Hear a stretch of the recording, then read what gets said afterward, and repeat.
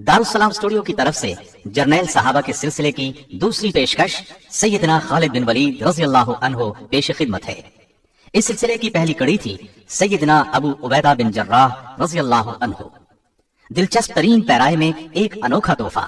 ये तोहफा इसलिए भी इफादियत का हामिल है कि हमारी नौजवान नस्ल को अपने इस्लामी सिपह सालारों के हालात से बआसानी आगाही हो सकेगी। एक अजीम जर्नैल की कहानी जिसने रूम और फारिस के ऐवानों में लर्जा तारी कर दिया, जिसे नबी अकरम सल्लल्लाहु अलैहि वसल्लम ने सैफुल्लाह का खिताब दिया। तो आइए सुनते हैं सैयदना खालिद बिन वलीद रज़ी अल्लाह अन्हु। अल्लाह की राह में जिहाद करो, जैसा कि जिहाद करने का हक है। उसी ने तुम्हें बरगुज़ीदा बनाया है और तुम पर दीन की किसी बात में तंगी नहीं डाली, और तुम्हारे लिए तुम्हारे बाप इब्राहीम का दीन पसंद किया। अल्लाह ने पहले यानी पहली किताबों में तुम्हारा नाम मुस्लिम रखा था, और इस किताब में भी तुम्हारा यही नाम रखा है। जो मुसलमान घरों में बैठ रहते और लड़ने से जी चुराते हैं और कोई उज्र नहीं रखते, वो और जो अल्लाह की राह में अपने माल और जान से लड़ते हैं, वो दोनों बराबर नहीं हो सकते। अल्लाह ने माल और जान से जिहाद करने वालों को बैठ रहने वालों पर दर्जे में फजीलत बख्शी है, और गो नेक वादा सबसे है, लेकिन अज्र अजीम के लिहाज से अल्लाह ने जिहाद करने वालों को बैठ रहने वालों पर फजीलत बख्शी है। नबी अकरम सल्लल्लाहु अलैहि वसल्लम का इरशाद है, कोई शख्स जन्नत में दाखिल हो जाए और फिर उससे कहा जाए कि तू लौटकर दुनिया में चला जा, सारी दुनिया की दौलत और हुकूमत तुझे दी जाएगी, तो वो कभी जन्नत से निकलकर दोबारा दुनिया में आने पर राजी न होगा, सिवाय शहीद के, जो ये तमन्ना जाहिर करेगा कि मुझे दुनिया में भेज दिया जाए ताकि मैं फिर जिहाद करके शहीद हूँ। इसी तरह 10 मर्तबा जिंदा करके दुनिया में भेजा जाऊं, फिर शहीद होकर आऊं, क्योंकि अल्लाह की राह में शहीद होने वाला बड़े एजाज और इकराम का मुशाहदा करेगा। नबी सल्लल्लाहु अलैहि वसल्लम ने यह भी फरमाया, मेरी तमन्ना है मैं अल्लाह ताला की राह में कत्ल किया जाऊं और फिर मुझे जिंदा किया जाए, फिर कत्ल किया जाऊं, फिर जिंदा कर दिया जाए, फिर कत्ल किया जाए। कुरान करीम की आयात और अहादीस मुबारका आपने मुलाहजा फरमाई, इनसे जिहाद की फजीलत बखूबी वाज़ेह है। तो क्यों ना आज इस्लाम के एक अजीम मुजाहिद सैयदना खालिद बिन वलीद रज़ी अल्लाह अन्हु की जिंदगी के हैरत अंगेज, चौंका देने वाले और जिहाद की रूह को बेदार कर देने वाले वाकयात सुने। आपका जवाब यकीनन हाँ में होगा, तो फिर सुनिए। सैयदना खालिद बिन वलीद ग़ज़वा उहुद में उभर कर सामने आए। ये उस वक्त कुफ़ारे मक्का के लश्कर में शामिल थे और एक दस्ते पर सालार थे। नबी करीम सल्लल्लाहु अलैहि वसल्लम ने उहुद के मैदान में एक छोटी पहाड़ी पर, जिसे जबल ऐनैन या जबल रुमात कहते हैं, 50 के करीब तीरंदाजों को मुकर्रर फरमाया था। उहुद पहाड़ और उस पहाड़ी के दरमियान हमवार मैदान है जहां ये जंग हुई। उस पहाड़ी पर तीरंदाजों को इसलिए मुकर्रर फरमाया था ताकि दुश्मन पीछे से हमला न कर सके। उहुद की लड़ाई शुरू हुई। मुसलमान बेजिगरी से लड़े और कुफार के पांव उखड़ गए। वो बदहवास होकर भागे। मुसलमान उनका पीछा करने लगे और माले गनीमत लूटने लगे। ऐसे में पहाड़ी पर मौजूद तीरंदाज दस्ते ने भी पहाड़ी छोड़ दी और माले गनीमत लूटने के लिए मैदान की तरफ दौड़ पड़े। अगरचे नबी करीम सल्लल्लाहु अलैहि वसल्लम ने उन्हें ताकीद फरमाई थी, तुम लोग इस पहाड़ी से न हटना, लेकिन उन्होंने ख्याल किया ये हुक्म उस वक्त तक के लिए था जब तक कुफार शिकस्त खाकर भाग न खड़े हों। उनके सालार अब्दुल्ला बिन जैद ने उन्हें रोका भी था, लेकिन वो न रुके। वो अपने चंद हमराहियों के साथ वहीं खड़े रहे। उधर भागते दुश्मनों में से खालिद बिन वलीद की नजर उस पहाड़ी पर पड़ी। उनकी तेज नजर ने फौरन भांप लिया कि उस तरफ से मुसलमान गाफिल हैं और उन पर दोबारा हमला किया जा सकता है। बस वो अपने दस्ते के साथ मुसलमानों पर टूट पड़े और इस तरह ग़ज़वा उहुद में दर्दनाक सूरत हाल पेश आई। ये खालिद बिन वलीद की जंगी सलाहियत थी जिसने मुसलमानों के पांव उखाड़ दिए।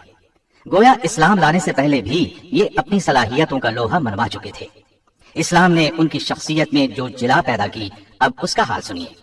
अपने इस्लाम लाने का वाकया खुद उन्हीं की ज़बानी सुनिए। फरमाते हैं, खालिद बिन वलीद फरमाते हैं, इस्लाम कबूल करने से पहले मैं करीब करीब हर मार्के में रसूलुल्लाह सल्लल्लाहु अलैहि वसल्लम के मुकाबले में खम ठोंक कर आया, लेकिन हर मर्तबा आपका रोब और दबदबा मेरे दिल पर तारी हुआ, यहाँ तक कि अल्लाह ताला ने मेरे दिल में इस्लाम की मोहब्बत पैदा कर दी।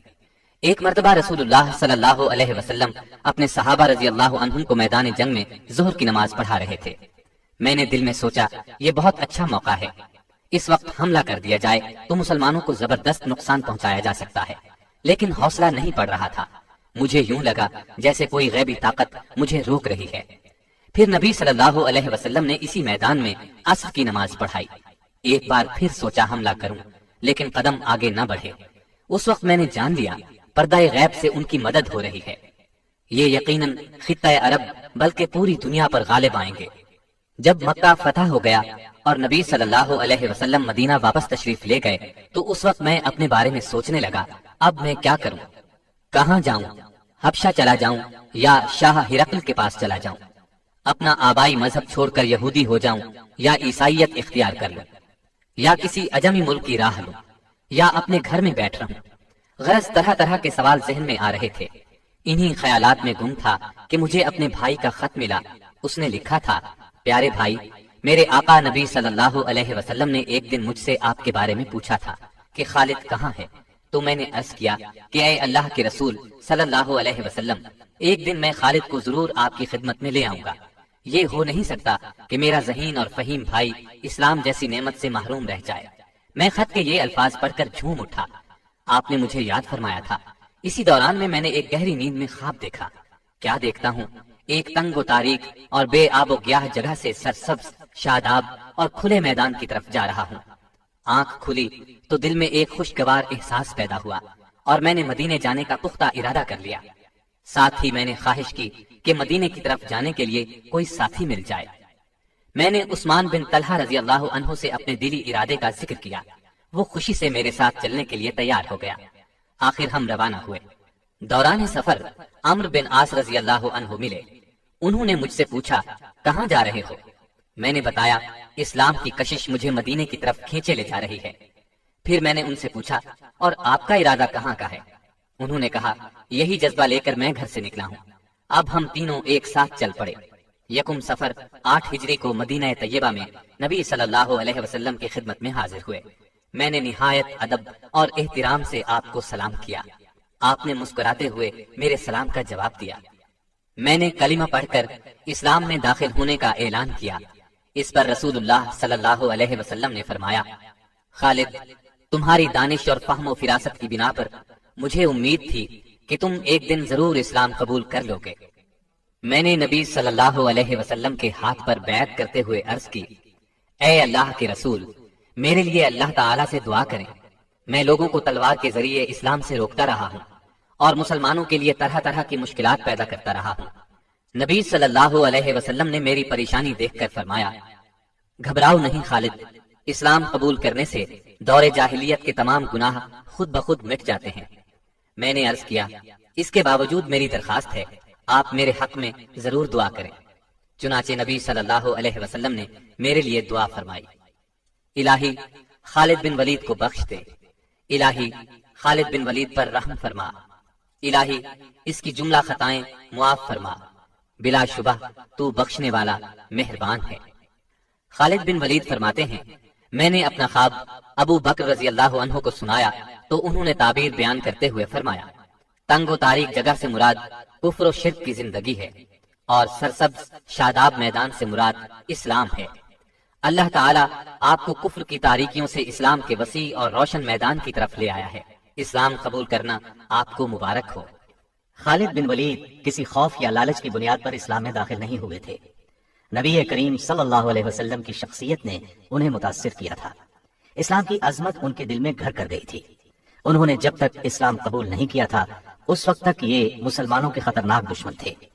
غزوہ احد کی مثال ہمارے سامنے ہے، لیکن جب یہی جواں سال مرد میدان اسلام کے پرچم تلے آئے تو ہر موقع پر انہوں نے سچے دل اور خلوص نیت کے ساتھ اسلام کے لیے تن من اور دھن کی بازی لگائی۔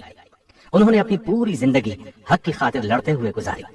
ان کی زندگی میں بعض بہت مشکل لمحات بھی آئے، لیکن ہر مرحلے پر انہوں نے خوف اور نا امیدی کو اپنے قریب نہیں آنے دیا۔ انہوں نے جنگی تاریخ میں ایسے کارنامے انجام دیے کہ دنیا دنگ رہ گئی۔ آپ کی جرت، شجاعت اور عظمت کا اعتراف دشمن نے بھی کیا ہے۔ جرمن فوج کے سپہ سالار سے جب پوچھا گیا آپ کی کامیابی کا راز کیا ہے تو اس نے فوراً کہا، نئے میدان جنگ میں مسلم جرنیل خالد بن ولید کے طریقے اپناتا ہوں۔ اس میں کوئی شک نہیں کہ خالد بن ولید ایک مدبر سپہ سالار تھے۔ یہی وجہ تھی کہ قیصر و کسریٰ ان کے قدموں میں آ گرے۔ روم اور فارس کے جنگی وسائل ان کے راستے میں کوئی رکاوٹ نہ بن سکے۔ ابتدا سے لے کر آخر تک ہر مارکہ حق و باطل میں فتوحات نے ان کے قدم چومے اور شکست کسی بھی میدان میں ان کے نزدیک نہ پھٹک سکی۔ غزوہ موتا میں تو ان کے جوہر کھل کر سامنے آ گئے۔ ہوا یوں کہ نبی کریم صلی اللہ علیہ وسلم نے اپنے ایک جان نثار صحابی سیدنا حارث بن عمیر ازدی رضی اللہ عنہ کو خط دے کر وادی بسرا کے حکمران حارث بن ابی شمر غسانی کی طرف روانہ کیا۔ ابھی وہ شام کے صوبے بلقا کی موتا نامی بستی میں پہنچے تھے کہ صوبے کے گورنر شرابیل بن عمر غسانی کو ان کی آمد کی اطلاع ہو گئی۔ اس نے انہیں گرفتار کر کے بے دردی سے شہید کر دیا۔ یہ غمناک خبر جب نبی کریم صلی اللہ علیہ وسلم تک پہنچی تو آپ بہت رنجیدہ ہوئے۔ اس کے علاوہ 15 صحابہ پر مشتمل ایک تبلیغی جماعت سرزمین شام میں مصروف تھی۔ ان تمام صحابہ کو دھوکہ دے کر بے دردی سے شہید کر دیا گیا۔ انہی ایام میں شاہ روم نے مدینہ منورہ پر چڑھائی کی دھمکی دی۔ ان تمام اسباب کی وجہ سے نبی اکرم صلی اللہ علیہ وسلم نے سیدنا زید بن حارثہ کی قیادت میں ایک لشکر روانہ کیا اور ساتھ ہی ارشاد فرمایا کہ اگر جنگ کے دوران زید شہید ہو جائیں تو جعفر بن ابی طالب کو سپہ سالار بنایا جائے، وہ شہید ہو جائیں تو عبداللہ بن رواحہ کو قائد بنایا جائے، وہ بھی شہید ہو جائیں تو مجاہدین اپنی مرضی سے قائد منتخب کر لیں۔ نبی کریم صلی اللہ علیہ وسلم نے لشکر کے لیے سفید رنگ کا پرچم بنایا اور سیدنا زید بن حارثہ کے حوالے کیا۔ لشکر کو آپ نے یہ وصیت کی کہ جس مقام پر حارث بن عمیر ازدی شہید ہوئے وہاں پڑاؤ کریں اور اللہ سے مدد طلب کرتے ہوئے ڈٹ کر دشمن کا مقابلہ کریں، اور دیکھنا کسی سے بدعہدی نہ کرنا، نہ خیانت کرنا، کسی بچے، بوڑھے یا عورت کو قتل نہ کرنا، اور نہ کسی گوشہ نشین راہب کی گردن اڑانا، کسی عمارت کو منہدم کرنا، نہ کوئی درخت کاٹنا۔ لشکر اسلام نبی کریم صلی اللہ علیہ وسلم سے یہ ہدایات لے کر اپنی منزل کی طرف روانہ ہوا۔ سرحدی صوبے بلقا پہنچا تو معلوم ہوا شاہ روم ہرقل نے ان مٹھی بھر مسلمانوں کے مقابلے کے لیے ایک بہت بڑا لشکر بھیجا ہے اور وہ میدان میں پڑاؤ ڈالے بیٹھا ہے۔ چنانچہ مجاہدین راستہ بدل کر موتا کے مقام پر پہنچ گئے۔ مجاہدین کی کل تعداد 3000 تھی، جبکہ رومیوں کا لشکر 2 لاکھ تھا۔ مسلمانوں نے بہت بے جگری سے دشمن کا مقابلہ کیا، گھمسان کا رن پڑا۔ سیدنا زید بن حارثہ نے اپنی قائدانہ ذمہ داری کا احساس کرتے ہوئے بہت زوردار حملہ کیا۔ اپنی مٹھی بھر فوج کے ساتھ چاروں طرف سے دشمن پر ٹوٹ پڑے۔ دشمن کی صفوں کو چیرتے ہوئے آگے ہی بڑھتے چلے گئے، یہاں تک کہ دیوانہ وار لڑتے ہوئے، بہادری کے جوہر دکھاتے ہوئے اور دشمن کو گاجر مولی کی طرح کاٹتے ہوئے بالآخر شہید ہو گئے۔ ان کے بعد سیدنا جعفر بن ابی طالب نے اسلام کا جھنڈا ہاتھ میں لے لیا، گھوڑے کو ایڑ لگائی اور آنن فانن دشمن کے لشکر کے درمیان میں پہنچ گئے، ان پر ٹوٹ پڑے اور تلوار کے جوہر دکھانے لگے۔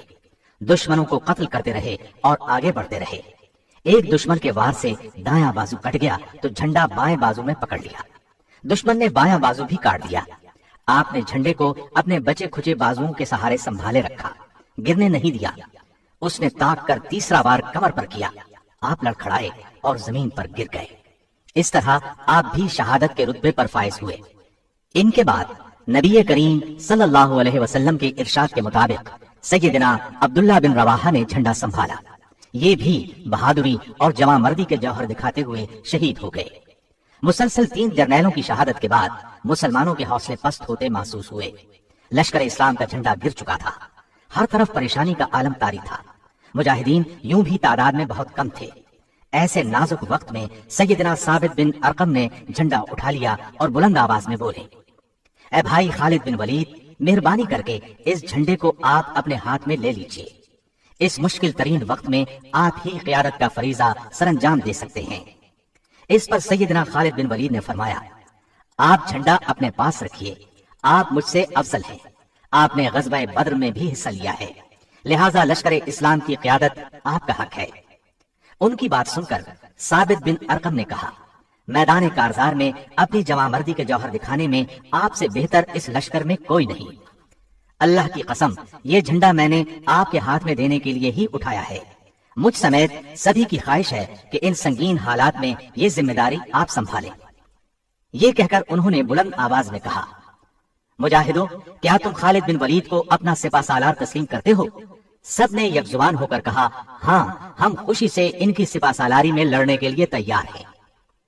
یہ صورتحال دیکھتے ہوئے سیدنا خالد بن ولید نے اللہ کا نام لے کر جھنڈا اپنے ہاتھ میں لے لیا۔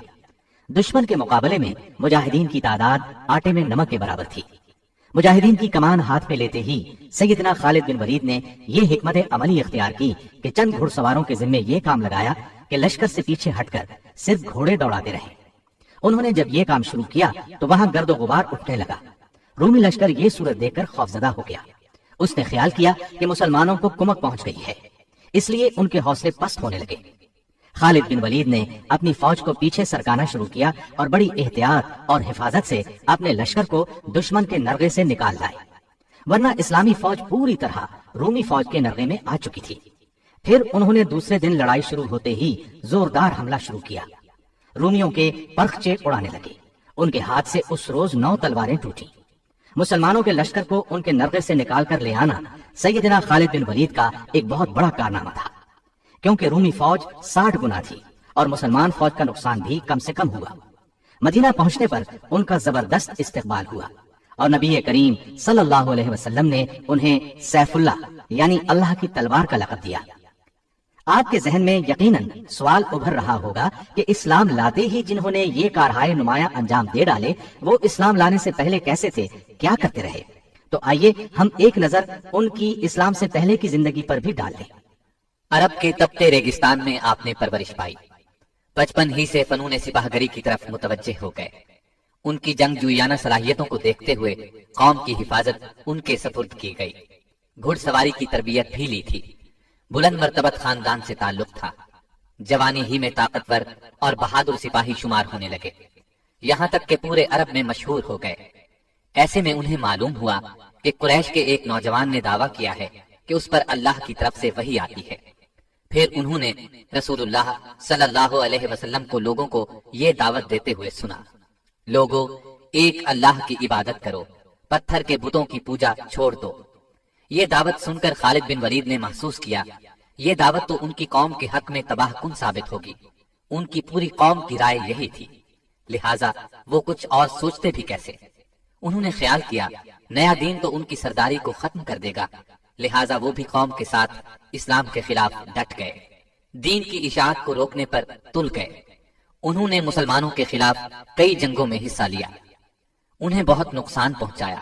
اس کے باوجود انہیں یہ محسوس ہوتا رہتا تھا کہ قریش چاہے کچھ بھی کر لیں، اسلام کی دعوت کو روک نہیں سکیں گے۔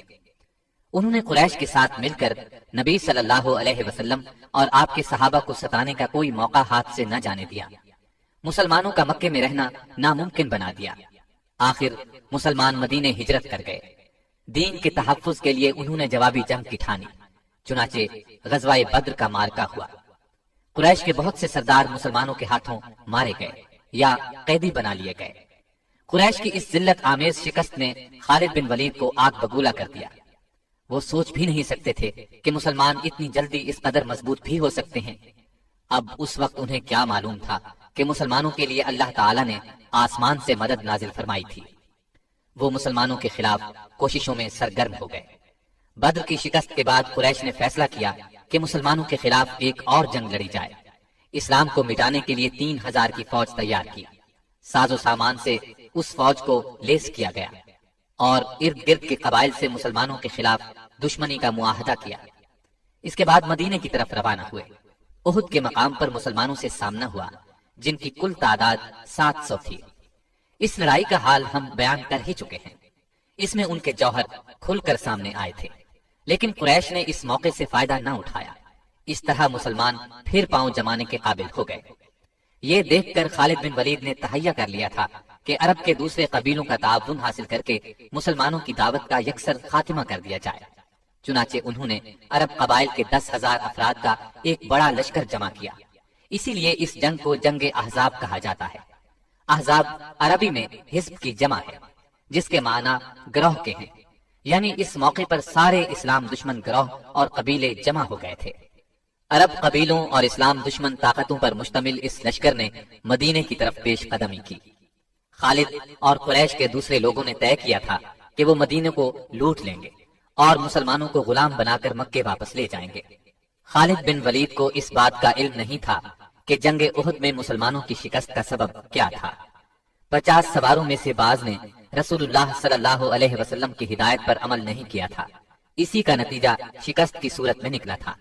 یہ لشکر مدینے کے مضافات میں پہنچا تو خالد بن ولید اور ان کے ساتھی یہ دیکھ کر حیرت زدہ رہ گئے کہ مسلمانوں نے شہر کو بچانے کے لیے اس کے ارد گرد ایک چوڑی خندق کھود لی ہے۔ خالد ایک تجربہ کار جنگجو ضرور تھے، لیکن یہ عسکری تدبیر ان کے لیے بالکل نئی چیز تھی۔ ان لوگوں نے بار بار خندق پار کرنے کی کوشش کی، لیکن ہر بار ناکام ہوئے۔ مسلمان پوری طرح چوکس تھے۔ جس طرف سے بھی خندق پار کرنے کی کوشش کی گئی، مسلمان آڑے آئے اور ایسے ہر دشمن کا صفایا کرتے رہے جو خندق پار کرنے کی کوشش کرتا تھا۔ محاصرے کو جب 1 ماہ گزر گیا اور کچھ بن نہ پڑا تو خالد بن ولید مایوس ہو گئے۔ انہیں یقین تھا کہ مسلمان ہتھیار نہیں ڈالیں گے۔ پھر اللہ کے حکم سے تیز آندھی چلی، اس نے کفار کو تتر بتر کر دیا، خیمے اڑا کر رکھ دیے۔ لشکر میں ہولناک افراتفری مچ گئی۔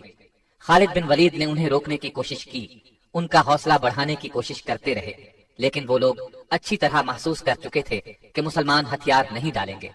آخر قریش بھاگ کھڑے ہوئے۔ دشمنوں سے نجات پانے کے بعد رسول اللہ صلی اللہ علیہ وسلم اور صحابہ کرام نے عمرے کا ارادہ فرمایا۔ وہ معمولی ہتھیاروں کے ساتھ اس امید پر مکے کی طرف روانہ ہوئے کہ قریش انہیں عمرے سے نہیں روکیں گے، لیکن جب یہ لوگ مکے کے نزدیک پہنچے تو وہ آڑے آئے۔ انہوں نے خیال کیا مسلمانوں کی آمد ان کے لیے خطرہ ہے۔ ایسے میں خالد بن ولید کچھ سواروں کے ساتھ آگے بڑھے اور حدیبیہ کے مقام پر مسلمانوں کا راستہ روک لیا۔ انہوں نے مسلمانوں کو للکارا، لیکن وہ تو گھر سے لڑنے کے لیے نہیں آئے تھے، لہٰذا خاموش رہے۔ آخر رسول اللہ صلی اللہ علیہ وسلم نے قریش کے ساتھ ایک صلح نامہ طے کیا۔ طے یہ پایا کہ مسلمان اور قریش مکہ 10 سال تک نہیں لڑیں گے، اور یہ کہ مسلمان اب واپس مدینے چلے جائیں، آئندہ سال عمرہ کرنے کے لیے آئیں۔ اس معاہدے کی کچھ اور شرائط بھی تھی۔ بعض مسلمانوں کے خیال میں وہ شرائط پسندیدہ نہیں تھی، مگر انہوں نے رسول اکرم صلی اللہ علیہ وسلم کے سامنے دم مارنے کی جرأت نہ کی۔ بعد میں یہ بات ثابت ہو گئی کہ صلح کی شرائط مسلمانوں کے حق میں بہت مفید ثابت ہوئی تھی۔ اس صلح نامے کو باقاعدہ تحریری شکل دی گئی۔ خالد بن ولید اس دوران میں مسلمانوں کی حرکات اور سکنات دیکھتے رہے۔ وہ دیکھ رہے تھے کہ مسلمان کس طرح رسول اللہ پر جان چڑکتے ہیں۔ انہوں نے اس حد تک کسی کو کسی کا احترام کرتے نہیں دیکھا تھا۔ اسلام کی دعوت دینے کے وہ کس قدر شوقین تھے، یہ بھی انہیں اندازہ ہوا۔ اس روز کے بعد سے ان پر ایک مایوسی کی حالت طاری ہو گئی۔ حقیقت یہ تھی کہ وہ اسلام کی سچائی کو پوری طرح محسوس کرنے لگے تھے، لیکن اعلانیہ یہ بات کہنے کا حوصلہ ابھی ان میں پیدا نہیں ہوا تھا۔ آخر کار انہوں نے محسوس کر لیا کہ اب تک وہ جس راستے پر چلتے رہے ہیں اس میں سوائے تاریکی کے اور کچھ نہیں ہے۔ اسلام کی روشنی انہیں اپنے اندر جذب ہوتی محسوس ہوئی۔ اس طرح انہوں نے اسلام قبول کرنے کا فیصلہ کر لیا۔ ان کے اسلام لانے کی تفصیل ہم آپ کو سنا ہی چکے ہیں۔ اسلام لانے کے بعد خالد بن ولید اسلام کے سچے سپاہی بن گئے اور اسلام پر سختی سے کاربند ہو گئے۔ اسلام کے دفاع کے لیے ہر دم تیار رہتے تھے۔ نبی کریم صلی اللہ علیہ وسلم انہیں جہاں جانے کے لیے کہتے وہ فوراً حکم بجا لاتے، ایک لمحے کی بھی تاخیر نہ کرتے۔ اب اسلام تیزی سے پھیلنے لگا تھا۔ اس زمانے میں سیدنا خالد بن ولید رضی اللہ عنہ نے سب سے پہلی نمایاں کامیابی جنگ موتا میں حاصل کی۔ اس کا ذکر آپ سن چکے ہیں۔ اس واقعے کے بعد ان کی اصل مجاہدانہ زندگی کی ابتدا ہوئی۔ نبی کریم صلی اللہ علیہ وسلم نے قریش مکہ سے حدیبیہ کا معاہدہ کیا تھا۔ اس کی ایک شق یہ تھی کہ 10 سال تک دونوں فریق جنگ نہیں کریں گے، اور جو فریق معاہدے کی خلاف ورزی کرے گا اس کے خلاف جوابی کارروائی کی جائے گی۔ چنانچہ قریش نے معاہدے کی خلاف ورزی کی، مسلمانوں کے حلیف بنو خزاعہ پر حملہ کر دیا۔ اس کے بعد انہیں احساس ہوا کہ ان سے بڑی غلطی ہوئی، اس غلطی کے نتائج ان کے لیے تباہ کن ہوں گے، اس لیے انہوں نے مسلمانوں سے نئی شرائط طے کرنے کی کوشش کی، لیکن رسول کریم صلی اللہ علیہ وسلم نے ان کا عذر تسلیم نہ کیا اور ان کے مظالم کا خاتمہ کرنے کا عزم کر لیا۔ نبی کریم صلی اللہ علیہ وسلم 10,000 کے لشکر کے ساتھ مکے کی طرف روانہ ہوئے۔ سیدنا خالد بن ولید بھی اسلامی لشکر کے ایک حصے کے سالار تھے۔ نبی کریم صلی اللہ علیہ وسلم نے انہیں ہدایت کی کہ وہ معافی اور نرمی کا سلوک کریں، اس وقت تک خود حملہ نہ کریں جب تک ان پر حملہ نہ کیا جائے۔ خالد بن ولید اپنے دستے کے ساتھ مکے میں داخل ہوئے۔ وہ فوراً کعبے کی طرف بڑھے۔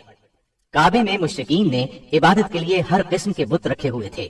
وہ نبی کریم صلی اللہ علیہ وسلم کے حکم پر ان بتوں کو توڑنے اور کعبے کے نواح سے بت پرستی کی نشانیاں مٹانے لگے، اور نبی کریم صلی اللہ علیہ وسلم نے مکے میں داخل ہو کر فرمایا، لوگو، آج کے دن تم آزاد ہو، تم میں سے کسی کو نقصان نہیں پہنچایا جائے گا۔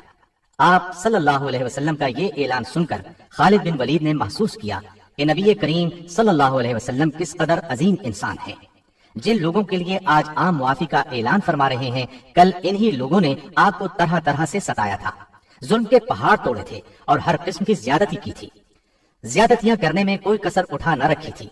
پھر انہوں نے دیکھا اسلام کا پرچم مکے کی ہر عمارت پر لہرا رہا تھا، فضا اللہ اکبر کی صداؤں سے گونج رہی تھی۔ ایسا منظر اس سرزمین نے پہلے کبھی نہیں دیکھا تھا۔ خالد بن ولید دوسرے صحابہ رضی اللہ عنہم کے ساتھ اللہ کے حضور سر بسجود ہو گئے، اس کی اس نعمت کا شکر ادا کرنے لگے جو مسلمانوں کو عطا کی گئی تھی۔ خالد بن ولید رسول اللہ صلی اللہ علیہ وسلم کے بہت نزدیک رہے، انہوں نے اسلام کے دشمنوں کے خلاف ہر جہاد میں حصہ لیا۔ نبی کریم صلی اللہ علیہ وسلم نے فتح مکہ کے بعد محسوس کیا کہ قبیلہ حوازن اسلام کے راستے میں رکاوٹ بن رہا ہے۔ آپ نے 12,000 مجاہدین کے ساتھ ان لوگوں پر چڑھائی کی اور انہیں سبق سکھایا۔ خالد بن ولید اس غزوے میں بھی شریک رہے، وہ عرب قبائل کو اسلام کے دائرے میں لانے کی تگ و دو کرتے رہے۔ مکے کے ارد گرد کے قبائل پر غلبہ پانے کے بعد مدینہ واپس تشریف لائے اور حج کی تیاری شروع کر دی۔ پھر نبی کریم صلی اللہ علیہ وسلم کی قیادت میں 1,00,000 سے زائد مسلمان حج ادا کرنے کے لیے مکے کی طرف روانہ ہوئے۔ سیدنا خالد بن ولید بھی آپ کے ساتھ تھے۔ انہوں نے میدان عرفات میں نبی کریم صلی اللہ علیہ وسلم کا خطبہ بہت غور سے سنا اور سمجھ گئے کہ آپ کی رحلت کا وقت قریب آ پہنچا ہے۔ حج کے سفر سے واپسی پر نبی کریم صلی اللہ علیہ وسلم علیل ہو گئے۔ تمام صحابہ رضی اللہ عنہم بہت اداس تھے، انہیں اس بات کی گھبراہٹ تھی کہ کہیں رسول اکرم صلی اللہ علیہ وسلم رحلت نہ فرما جائیں، جبکہ نبی کریم صلی اللہ علیہ وسلم کی رہنمائی اور قیادت کی ابھی بہت ضرورت تھی۔ آخر کئی روز کی علالت کے بعد نبی کریم صلی اللہ علیہ وسلم دنیا سے رخصت ہو گئے۔ انا للہ و انا الیہ راجعون۔ صحابہ پر غم کا پہاڑ ٹوٹ پڑا۔ خالد بن ولید بھی دوسروں کی طرح بہت غمزدہ تھے۔ آخر کار سب نے یہ حقیقت تسلیم کر لی کہ ہر انسان کو ایک دن یہ عارضی زندگی چھوڑ کر دوسرے جہاں جانا ہے۔ نبی کریم صلی اللہ علیہ وسلم کے بعد سیدنا ابو بکر صدیق رضی اللہ عنہ کو خلیفہ منتخب کر لیا گیا۔ دوسری طرف عرب کے بعض قبائل مرتد ہو گئے۔ چند افراد نے جھوٹی نبوت کا دعویٰ کر دیا، انہوں نے مدینے کی مرکزی حکومت کے خلاف ایک فتنہ کھڑا کر دیا۔ خلیفہ اول سیدنا ابو بکر نے مرتدوں کو سبق سکھانے کا فیصلہ فرمایا، ان سے مقابلے کے لیے ایک فوج تیار کی۔ طلیحہ بن خویلد وہ ناہنجار شخص تھا جس نے نبی کریم صلی اللہ علیہ وسلم کے بیمار ہونے کی خبر سنتے ہی نبوت کا دعویٰ کر دیا تھا۔ سیدنا ابو بکر صدیق نے خالد بن ولید کو پہلے اس کی طرف روانہ کیا۔ آپ منزل پر پہنچے اور طلیحہ اور اس کے پیروکاروں کو شکست فاش دی۔ خالد بن ولید اس کے بعد مدینہ طیبہ پہنچے۔ صدیق اکبر نے مہاجرین اور انصار کے ایک لشکر کو ان کی قیادت میں دیا اور مسلمہ کذاب کے مقابلے میں روانہ کیا۔ یہ بھی جھوٹی نبوت کا دعوے دار تھا اور اس نے اپنے گرد بے شمار مرتد جمع کر لیے تھے، گویا ایک لشکر اس کے ساتھ تھا۔ سیدنا خالد بن ولید سے پہلے اکرمہ بن ابی جہل اور شرابیل بن حسنہ کی فوج مسلمہ سے شکست کھا چکی تھی۔ مسلمہ کو خالد بن ولید کی آمد کا پتہ چلا تو وہ ان کے مقابلے میں 40,000 کا لشکر لے کر میدان میں آیا۔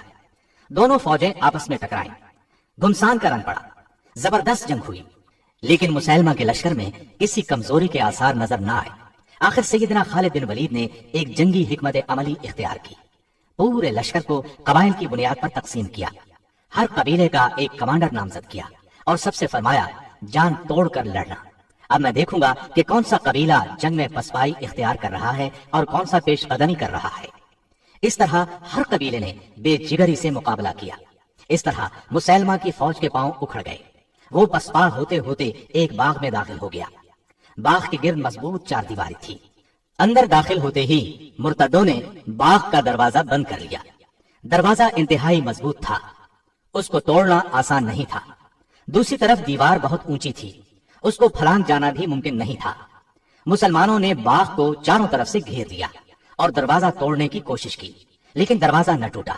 یہ صورتحال دیکھ کر ایک صحابی سیدنا برا بن عازب نے جذبہ جہاد سے سرشار ہو کر اپنے ساتھیوں سے کہا، مجھے اٹھا کر دیوار کے اوپر سے باغ میں پھینک دو۔ مسلمانوں نے ایسا ہی کیا، ان کو ہاتھوں اور پیروں سے پکڑ کر جھولا دیا اور اچھال دیا۔ یہ دیوار کے اوپر سے ہوتے ہوئے عین دروازے کے دوسری طرف باغ کے اندر گرے۔ یہ نڈر، پھرتیلا، بہادر، جفاکش اور جانباز صحابی فضا میں لہراتا باغ میں گرا تو مسلمہ کی فوج میں بھگدڑ مچ گئی۔ انہوں نے خیال کیا کہ نہ جانے آسمان سے کیا بلا نازل ہوئی ہے، لیکن سیدنا برا بن عازب نے فوراً دروازہ کھول دیا۔ دروازے کا کھلنا تھا کہ لشکر اسلام نعرہ تکبیر لگاتا ہوا دشمن پر ٹوٹ پڑا۔ ایک بار پھر گھمسان کی لڑائی شروع ہو گئی۔ مسلمہ کذاب وحشی بن حرب کے ہاتھوں مارا گیا۔ یہ وہی وحشی بن حرب ہیں جن کے ہاتھوں غزوہ احد میں سیدنا حمزہ رضی اللہ عنہ نبی کریم صلی اللہ علیہ وسلم کے پیارے چچا نے جام شہادت نوش فرمایا تھا۔ اس کے بعد یہ وحشی بن حرب مسلمان ہو گئے تھے اور آج ان کے ہاتھوں اسلام کا یہ بدترین دشمن اپنے انجام کو پہنچا۔ اس کے علاوہ اس کی فوج کے قریباً 1000 افراد بھی مارے گئے۔ باغ کے اندر ہر طرف لاشیں دکھائی دے رہی تھیں۔ اس کے بعد اس باغ کا نام حدیقۃ الموت یعنی موت کا باغیچہ مشہور ہو گیا۔ اس جنگ کو جنگ یمامہ کہا جاتا ہے۔ سرزمین عراق پر سیدنا خالد بن ولید کی قیادت میں پہلی جنگ ذات السلاسل لڑی گئی۔ اسے جنگ حزیر بھی کہا جاتا ہے۔ حزیر خلیج فارس کے قریب واقع ہے۔ مدینے سے بصرہ جاتے ہوئے پہلے حزیر آتا ہے۔ یہاں کا حاکم ہرمز تھا۔ یہ ایران کی حکومت کے ماتحت تھا۔ اس کی ٹوپی میں ہیرے جڑے ہوئے تھے۔ سیدنا خالد بن ولید 10,000 مجاہدین کے ساتھ عراق کی جانب روانہ ہوئے۔ عراق کی سرحد پر پہنچے تو سیدنا مثنی بن حارثہ 8,000 مجاہدین کے ساتھ ان سے آ ملے۔ اب خالد بن ولید نے لشکر کو 3 حصوں میں تقسیم کیا۔ ایک حصے کا سالار مثنی بن حارثہ کو، دوسرے کا عدی بن حاتم کو مقرر کیا، تیسرے حصے کی قیادت خود اپنے ہاتھ میں لی۔ ادھر ہرمز نے اپنی فوج کی صف بندی اس طرح کی کہ دائیں اور بائیں حصے پر شاہی خاندانوں کے جفاکش شہزادے بطور سالار مقرر کیے۔ میدان جنگ میں جمے رہنے کے لیے تمام فوجی جوانوں نے اپنے آپ کو زنجیروں میں باندھ لیا۔ عربی میں زنجیروں کو سلاسل کہتے ہیں۔ اسی مناسبت سے اس جنگ کا نام جنگ ذات السلاسل مشہور ہوا۔ جنگ شروع کرنے سے پہلے سیدنا خالد بن ولید نے ایرانیوں کو اسلام کی دعوت دی۔ ان کے انکار پر آخر جنگ کا آغاز ہوا۔ ہرمز کی فوج نے اس میدان میں پہلے پہنچ کر دریا پر قبضہ کر لیا تھا۔ سیدنا خالد بن ولید نے یہ دیکھ کر اپنی فوج کو صحرا کی طرف پیش قدمی کا حکم دیا۔ وہاں سورج آگ اگل رہا تھا۔ آخرکار وہ کاظمہ نامی مقام پر پہنچ گئے۔ اس طرح انہوں نے دشمن کو پانی کے چشمے چھوڑنے پر مجبور کر دیا۔ آخر دشمن سے ٹکراؤ ہوا۔ ہرمز ان کے مقابلے میں آیا۔ خالد بن ولید نے اس پر ایسا کاری وار کیا کہ وہ اپنے ہی خون میں نہا کر گھٹنوں کے بل گرا۔ ہرمز کے قتل سے ایرانی فوج کا جوش جاتا رہا۔ مسلمانوں کا رعب ان کے دلوں میں بیٹھ گیا۔ اس کے بعد پرجوش حملوں کی تاب نہ لا کر وہ منتشر ہو گئے۔ فارسیوں کا بہت زیادہ نقصان ہوا۔ مسلمانوں نے ان کا تعاقب کیا اور بے شمار فارسیوں کو تہس نہس کر دیا۔ اس طرح انہیں مسلمانوں کے ہاتھوں شرمناک شکست سے دوچار ہونا پڑا۔ اس جنگ کی نمایاں بات یہ تھی کہ خالد بن ولید نے دشمن کی جنگی حکمت عملی کو ناکام بنا دیا اور انہیں اپنی حکمت عملی کے تحت لڑنے پر مجبور کر دیا۔ جنگ کے بعد انہوں نے مدینے میں مال غنیمت میں شامل ایک ہاتھی بھی بھیجا۔ مدینے کے لوگوں نے زندگی میں پہلی بار ہاتھی دیکھا۔ وہ اس قدر ڈیل ڈول والے عجیب و غریب جانور کو دیکھ کر حیران رہ گئے۔ اس لڑائی میں ہرمز کی ایک ٹوپی بھی ہاتھ لگی۔ اس ٹوپی میں نہایت بیش قیمت ہیرے جواہرات جڑے ہوئے تھے۔ مال غنیمت کی تقسیم کے وقت یہ ٹوپی سیدنا خالد بن ولید کے حصے میں آئی۔ اس کی قیمت کا اندازہ لگایا گیا۔ وہ قریباً 1,00,000 درہم کی ثابت ہوئی۔ پے در پے فتوحات نے جہاں کفار کے اندر ہلچل مچا دی تھی، وہاں مسلمانوں کے حوصلے بہت بلند کر دیے تھے۔ مسلمانوں کا سیر رواں کسی کے روکے رک نہیں رہا تھا۔ بلا شبہ یہ دور مسلمانوں کی تاریخ کا تابناک ترین دور تھا۔ ہیرا اور عب اللہ کے درمیان دریائے فرات کے کنارے الیس نامی علاقہ ہے۔ عراق میں آباد عرب قبائل نے ایرانیوں کے ساتھ مل کر اسلامی لشکر کا مقابلہ کرنے کا پروگرام ترتیب دیا۔ یہ قبائل مسلمانوں سے پے در پے شکست کھانے کے بعد مسلمانوں کے خلاف بکھرے ہوئے تھے، چنانچہ اس علاقے میں جمع ہوئے۔ ادھر سیدنا خالد بن ولید نے اس مقام پر پہنچ کر دشمن پر حملہ کیا۔ دشمن کے لشکر میں نامی گرامی شاہ سوار مالک بن قیس موجود تھا۔ وہ آپ کے مقابلے پر آیا۔ آپ نے ایک ہی بار میں اسے ڈھیر کر دیا۔ یہ منظر دیکھ کر دشمن فوج پر ہیبت طاری ہو گئی۔ لشکر کے لیے کھانا تیار تھا، لیکن ان پر ایسا خوف طاری ہوا کہ کھانا میدان میں چھوڑ کر بھاگ نکلے۔ اس کھانے میں سفید چپاتیاں تھیں جن سے مسلمان نا آشنا تھے۔ انہوں نے ایسا کھانا پہلی مرتبہ دیکھا تھا۔ مسلمانوں نے بھاگتے ہوئے دشمن کا تعاقب کیا اور انہیں کاٹتے چلے گئے۔ اس لڑائی کو جنگ الیس کہتے ہیں۔ کافروں کے 70,000 کے قریب آدمی مارے گئے۔ اس کے بعد سیدنا خالد بن ولید ہیرا کی طرف متوجہ ہوئے۔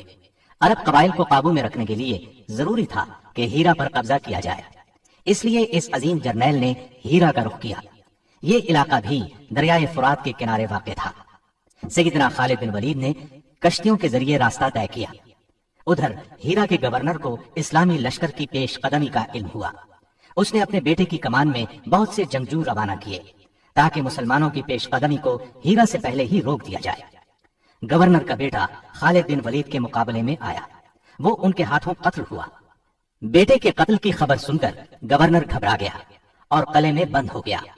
ہیرا میں بہت مضبوط اور عالیشان قلعے تعمیر کیے گئے تھے تاکہ ضرورت کے وقت ان کو اپنی حفاظت کے لیے کام میں لایا جائے۔ لہٰذا اہل ہیرا مجاہدین سے خوفزدہ ہو کر قلعے میں چلے گئے۔ مجاہدین نے بھی قلعے کا محاصرہ کر لیا۔ ایک دن اور ایک رات محاصرہ جاری رہا۔ آخر کسی طرح چند مجاہدین قلعے میں داخل ہو گئے۔ اہل ہیرا پہلے ہی حوصلہ ہار چکے تھے، اس لیے صلح پر آمادہ ہو گئے۔ انہوں نے سالانہ 1,90,000 درہم جزیہ ادا کرنا قبول کیا، اور یہ بھی طے ہوا کہ اہل ہیرا مجاہدین کے لیے ایران کے خلاف جاسوسی کی خدمات انجام دیں گے۔ طے پایا کہ مجاہدین ان کی عبادت گاہوں کو کوئی نقصان نہیں پہنچائیں گے۔ سیدنا خالد بن ولید نے 1 سال ہیرا میں قیام کیا۔ اس 1 سال کے عرصے میں ارد گرد فوجی دستے بھیج کر نمایاں کامیابیاں حاصل کی۔ سیدنا خالد بن ولید کی دیرینہ خواہش تھی کہ اسلامی ریاست کی شمالی سرحدوں پر رومیوں کا قلع قمع کیا جائے۔ چنانچہ انہوں نے 36,000 کا لشکر جمع کیا۔ دلیر اور تجربہ کار سالاروں کو اس کی قیادت سونپی۔ لشکر کو کئی دستوں میں تقسیم کیا۔ انہیں حکم دیا کہ الگ الگ دستوں کی صورت میں آگے بڑھیں اور یرموک کے مقام پر جا ملیں۔ اسلامی لشکر جب طے شدہ پروگرام کے مطابق یرموک کے مقام پر جمع ہوا تو پتہ چلا کہ ان کے مقابلے میں 2 لاکھ کا لشکر سفارا ہو چکا ہے۔ اسلامی لشکر کے سالاروں نے آپس میں مشورہ کیا اور اس نتیجے پر پہنچے کہ دانش مندی کا تقاضا یہ ہے کہ خلیفہ کو اس صورتحال کی اطلاع دی جائے۔ مدینے میں سیدنا ابو بکر صدیق کو صورتحال کا علم ہوا تو انہوں نے خالد بن ولید کی طرف قاصد روانہ کیا۔ وہ اس وقت عراق کے محاذ پر تھے۔ قاصد کے ذریعے انہیں خلیفہ کا پیغام ملا کہ وہ شام پہنچ کر رومیوں کے خلاف اسلامی لشکر کی قیادت کرے۔ خالد بن ولید روانہ ہو گئے۔ ان کا سفر بہت مشکل تھا۔ صحرا میں سے سفر کرتے ہوئے وہ اپنے 8,000 سپاہیوں کے ساتھ آخر یرموک میں موجود اسلامی لشکر سے جا ملے۔ انہوں نے احتیاط سے صورتحال کا جائزہ لیا، لڑائی کا باقاعدہ منصوبہ تیار کیا۔ انہوں نے دیکھا کہ اسلامی لشکر 4 سالاروں کے تحت بٹا ہوا ہے، اس وجہ سے ایک متحدہ جنگ لڑنا مشکل ہوگا۔ انہوں نے سالاروں سے مشورہ کیا، انہیں قائل کیا کہ سب دستے اکٹھے کر لیں تاکہ کامیاب لڑائی لڑی جا سکے۔ اس وقت انہوں نے فوج کے سامنے یہ تقریر کی: ہمارا آج کا دن اللہ کے لیے وقف ہے۔ دشمن پر فخر یا غصے کے اظہار کا کوئی فائدہ نہیں ہوگا۔ اخلاص کے ساتھ اس جہاد میں حصہ لو اور اللہ کی خوشنودی کے حقدار بن جاؤ۔ اپنے ساتھیوں سے انہوں نے یہ درخواست کی کہ پہلے روز فوج کی کمان انہیں سنبھالنے دی جائے۔ سب سالار ان کی کمان پر رضامند ہو گئے۔ جنگ شروع ہونے سے پہلے رومی سالار حامان نے خالد بن ولید سے ملاقات کی خواہش ظاہر کی۔ وہ ملاقات کے لیے تیار ہو گئے۔ حامان نے ان سے کہا: ہمارے علم میں یہ بات آئی ہے کہ تم غربت کی وجہ سے اپنے ملک سے نکل آئے ہو۔ تم چاہو تو میں تم میں سے ہر ایک کو 10 دینار کپڑے اور خوراک دے سکتا ہوں۔ شرط یہ ہے کہ اپنے ملک میں واپس چلے جاؤ۔ اگلے سال بھی میں تمہیں اسی قدر انعام دوں گا۔ اس کی بات سن کر خالد بن ولید نے کہا: یہ غربت نہیں جو ہمیں یہاں لائی ہے، بلکہ ہم تو تمہارا خون پینا چاہتے ہیں۔ ہمیں بتایا گیا ہے کہ تمہارا خون لذیذ ترین ہے۔ یہ کہہ کر خالد بن ولید اپنی فوج میں واپس آئے۔ انہوں نے میدان جنگ کا جائزہ لیا اور رومیوں کے لشکر جرار کا مقابلہ کرنے کے لیے اپنی فوج کو دستوں میں تقسیم کر کے صف بندی کی۔ یرموک میں جب تلواریں تلواروں سے ٹکرائیں تو فضا اللہ اکبر کے نعروں سے گونج اٹھی۔ سر کٹ کٹ کر گرنے لگے، انسانی جسم گھوڑوں کے سنوں تلے کچلے جانے لگے۔ دونوں فوجیں سارا دن لڑتی رہیں، شام کو اپنے پڑاؤ میں چلی گئی۔ دوسرے دن اسلامی لشکر نے رومی فوج کے قلب پر حملہ کیا اور ان کی صفیں درہم برہم کر دی۔ बिलाखिर رومیوں کے पांव उखड़ गए। उन्होंने पीठ दिखाई और भागने लगे। मुसलमानों ने ताकुब किया और उन्हें गाजर मूली की तरह काटते चले गए। बहुत दूर तक पीछा करने के बाद लौटे। रोमियों का बेपनाह नुकसान हुआ।